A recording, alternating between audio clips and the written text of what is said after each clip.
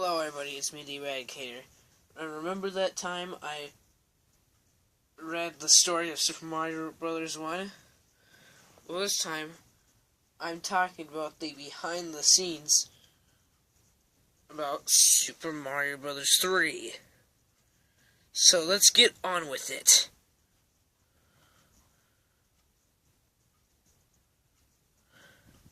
I just position it right.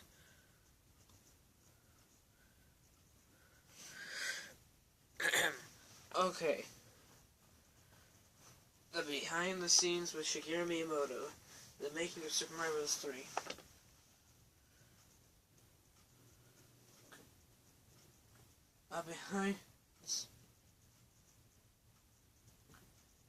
Based on the number of letters and game ideas Nintendo receives regularly, we know how many fans are interested in knowing about how video games are created. So we decided to find out a little more about what is involved in designing a game ourselves. Super Mario Bros. 3 was the obvious choice, and to find something out about the stories behind the characters and the kinds of things that were done during the design process, we went right to the source. Nintendo Company Ltd.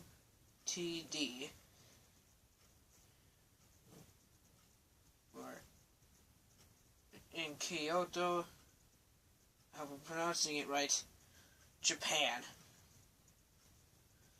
where it all began. Design work in programming on almost all games developed by Nintendo were done by the staff at Nintendo companies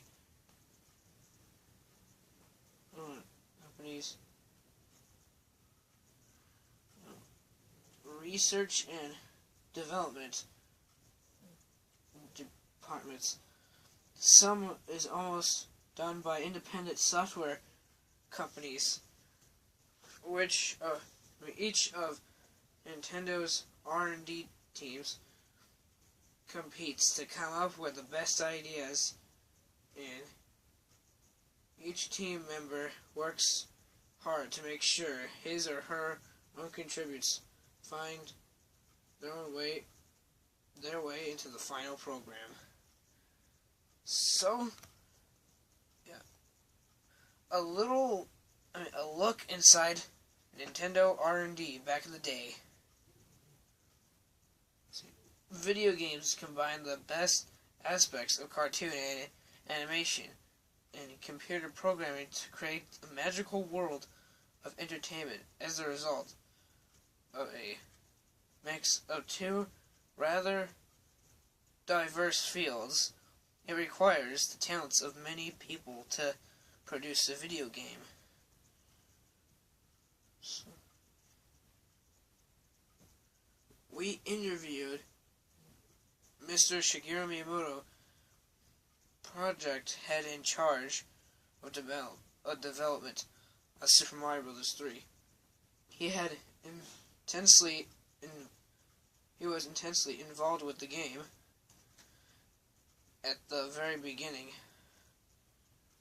idea stages, and then at the end of the final polishing of the concept throughout. He offered the other programmers advice, ideas, and guidance. He was happy to take time out of his busy schedule to give us some information on Super Mario Bros. 3. A new look for Mario. Designing a game in the Super Mario Bros. Series is certainly different from creating one based on all new characters, but it is just as challenging to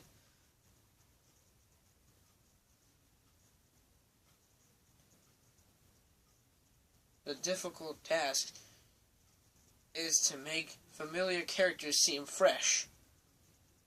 In each of the previous Super Mario Bros. Games, Mario gained new power-ups. So in Super Mario Bros.3, Mr. Miyamoto and the other designers wanted to invent yet another new and interesting way for Mario to power up. Their intentional ideas tended toward having Mario turn into some kind of creature. One of the rejected concepts had Mario power up as a centaur, half man, half horse. The idea that they finally settled on was to give Mario a tail and the ability of flight. Their first tail concept of that of a raccoon was the one that finally stuck. I'm sorry to say there isn't a funny story behind the way we chose the raccoon tail, Miyamoto remarked. We thought the raccoon tail worked best from a practical point of view, and it fit right in with Mario's style. So it also created some new gameplay possibilities, new enemies. The most important new enemies created for Super Mario Bros. 3 were Bowser's children. Each was given a unique look and personality. Another new creature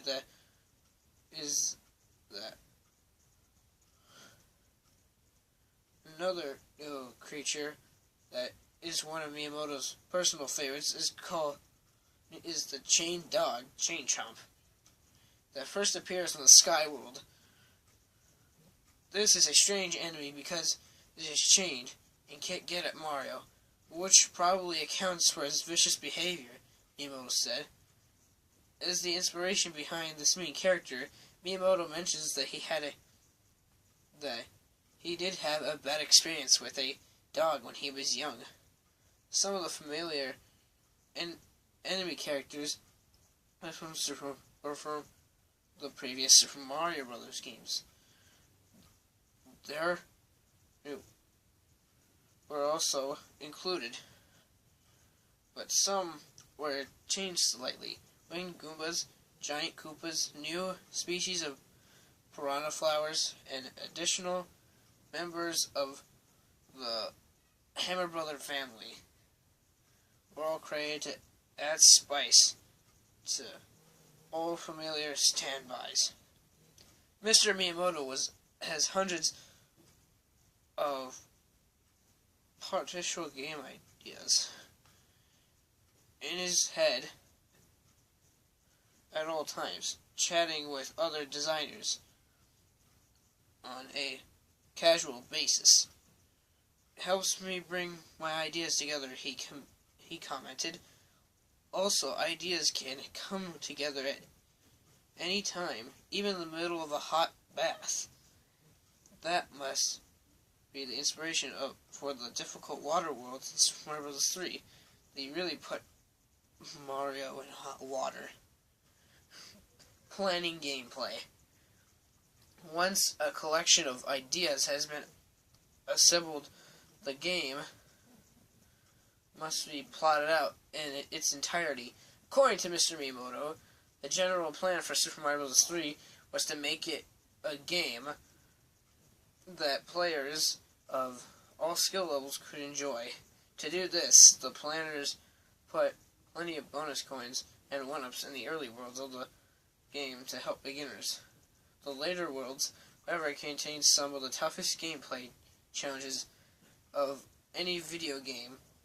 In the two-player mode, turns are taken from world to world, making an equal amount of playing time for both players. After a general plan has been made, each scene must be laid out in minute detail. even the simplest action by Mario may set him into motion many reactions. For example, when Mario hits a breakable brick, the exact movement of all the pieces of the block must be mapped out. Points gained in sound effects must also be considered. Programming.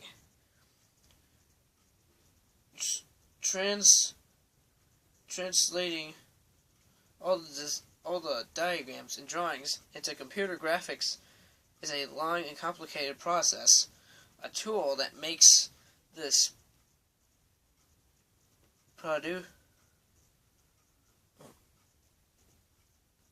procedure easier is the character generator computer aided design, also known as CGCAD machine. Using this computer, designers can create character banks that contain the graphic shape used to draw images during gameplay. Each shape is given a number that the NES can use to access the shape and combine it into a complete image. An NES game program can consist entirely of numerical data strings for creating the graphics of a game, since the look and feel of the game are determined by the shapes in the character banks. They must be designed and used very carefully.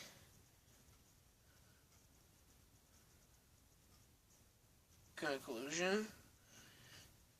Even this short look behind the scenes shows that enormous amount of work it takes to produce a video game. The team that produced Super Mario Bros.3 consisted of over 10 people, and they worked on the game over a 2-year span, and all the time and effort were well worth it, and the final product is something they were all happy with. We are especially proud of the magical wonderland we created in Super Mario Bros. 3, and the dastardly, fantasizing, and repulsive enemy characters that live in it. Mr. Miyamoto said, "We can't wait to see what he has in store for the NES in the future." Well, I hope you guys enjoyed the video. So, make sure you like, comment, subscribe, and remember, this is the Eradicator, signing out.